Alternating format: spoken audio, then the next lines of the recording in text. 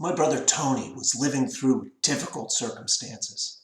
He and his family had just moved to Florida, and among other issues, had the stress of trying to get a labor-intensive business off the ground, all while supporting his family. He handled the situation surprisingly well. Hi, I'm Deacon Steve. This reflection is from the Gospel for the 16th Sunday in Ordinary Time, Cycle C. It's from Luke chapter 10, verses 38 through 42. The common interpretation for today's Gospel is that Martha and Mary symbolize two essential aspects of the spiritual life. Martha, by serving, represents activity, and Mary, who is simply sitting and listening to Jesus, represents contemplation. This ancient interpretation can be traced to Origin of Alexandria's homily from the 3rd century.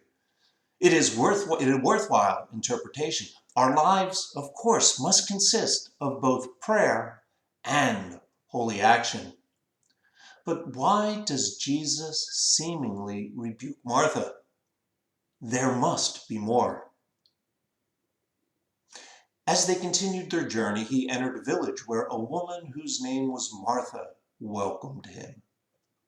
A number of translations assume that Martha is welcoming Jesus into her home.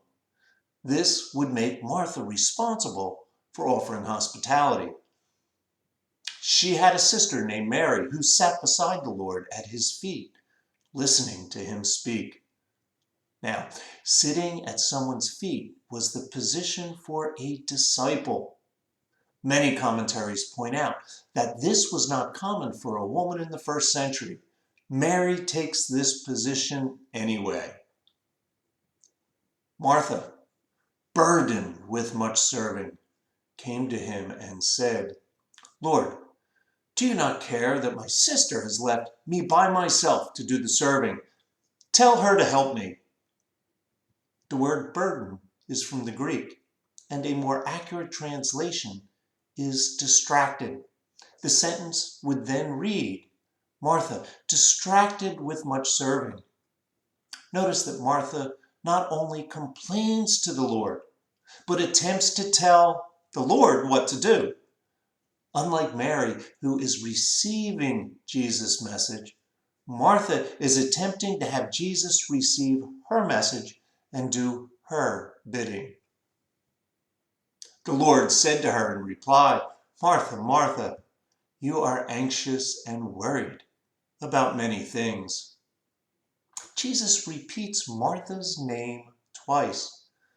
Although to us this sounds like a rebuke, kind of like using my children's first and middle name when I want to get their attention, I think Jesus does this to calm her and show compassion. We see this in other double name examples in Luke. Jerusalem, Jerusalem, you who kill the prophets and stone those sent to you. How many times I yearned to gather your children together as a hen gathers her brood under her wings. And Simon, Simon, behold, Satan has demanded to sift all of you like wheat. But I have prayed that your own faith may not fail.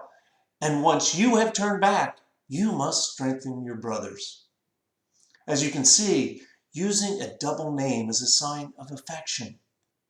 Here Jesus shows that he knows Martha better than Martha knows herself and identifies her real problem. It is not that Mary has left her, but that she is anxious and worried, not just about serving, but about many things.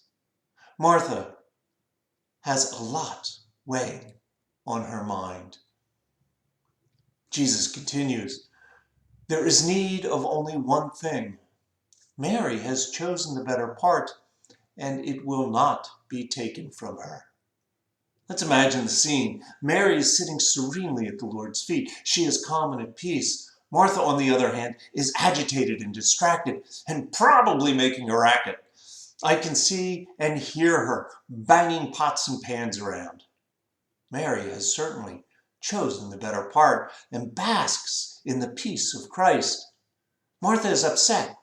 She is missing that gift of peace. Jesus is gently letting her know that her priorities are out of order.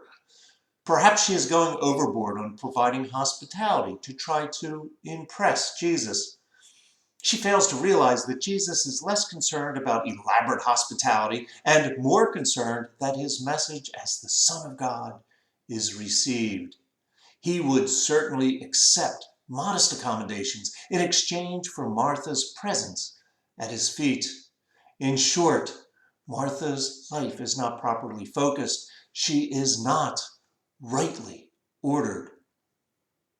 Now, being rightly ordered means that everything we do is directed to accomplishing the will of God.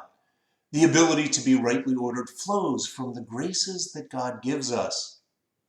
The author of Glittering Vices, Rebecca DeYoung, in graduate school was afflicted by the vice of pusillanimity, which literally means smallness of soul. Aquinas wrote that those afflicted by this vice shrink back from all that God has called them to be. The author was so impressed by the brilliance of the other students that she cowered in fear instead of engaging in class discussions. She realized that her fear came from relying on her own puny powers and focusing on her own potential for failure instead of counting on God's grace to equip her for great kingdom work. These graces can only be received if we spend time at the feet of Jesus. Once we realize that we are loved and accepted by God, nothing else matters. If we do God's will, we can walk in peace without fear or worry. Martha was lacking this focus. How did Tony handle stress so well? Well, he told me about his morning ritual. The first thing he does in the morning is 30 minutes of meditative prayer. He says that during that time, God unburdens him of all his worries, cares, and concerns. He is left with God's peace and an enthusiasm for the day. St. Francis de Sales once said, "Every one of us needs half an hour of prayer a day, except when we're busy. Then we need an hour." It makes sense. The more burdens we carry, the more strength we will need to carry them. If we are stressed and missing the peace of Christ in our lives, like Martha, we need to increase our prayer life. When we take time to regularly sit at the feet of Jesus, he will give us the peace he gave Mary and enable us to be active like Martha, but without distractions or worry. God's grace will equip us to do great things for the kingdom. Pope John the 13th exhibited the peace of Mary and the action of Martha. He knew that it was God's will that mattered and felt the peace of being God's instrument.